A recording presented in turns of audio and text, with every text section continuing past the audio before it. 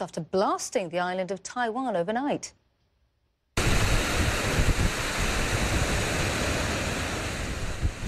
The storm struck Taiwan on Tuesday. Thousands of tourists had to be evacuated from outlying islands in the area.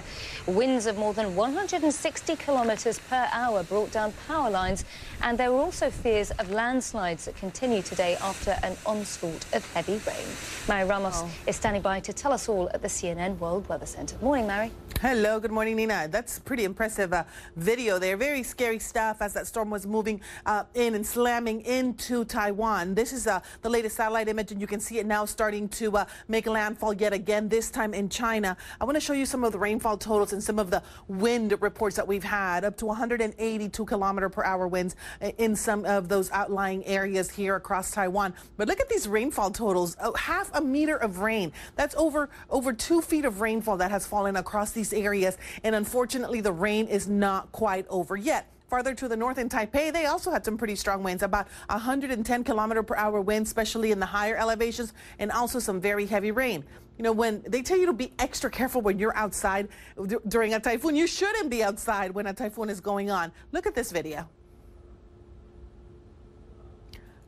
You know, it doesn't have audio, but I can only imagine what that sounded like as a tree comes crashing down at that moment when the people are driving up through. Very scary stuff, you know, and that's not even a very large tree. Very scary situation for people with down trees, down power lines, even in the Taipei area. That is where this video was taken, and you can see the damage to the vehicle. Very scary indeed when you see images like that. And the next piece of video, again, people going out and about. It always amazes me when I see pictures like this of people during a typhoon trying to, you know, shelter themselves with an umbrella. It's not just the wind and the rain. There could be debris flying around. If you get hit with a piece of debris falling from a building or something else, it could cost you your life or it's very serious injury. And there was a lot of debris flying around. Even in Taipei proper, you still have that heavy rain warning in Taipei and the threat for landslides, as you mentioned, Nina. Let's come back over to the weather map over here. This is the satellite right now. You can see the rain continuing to spread. The storm has weakened, a minimal typhoon now. Winds 120 kilometers per hour.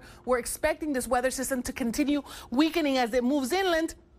But we can't just turn our head away from this quite yet, because the rain will continue to spread across this entire region, and at times that rain will be locally heavy. So whatever rainfall you've already had now, even in Taiwan, you can still see some pretty impressive rainfall totals. This is additional rainfall over the next 24 and then maybe 48 hours as we head over into China. So for the next 2 days, more rain is expected here, even though the storm is weakening. So yes, flooding, landslides still a huge concern as Matmo finally moves inland and starts to dissipate. Nina, back to you.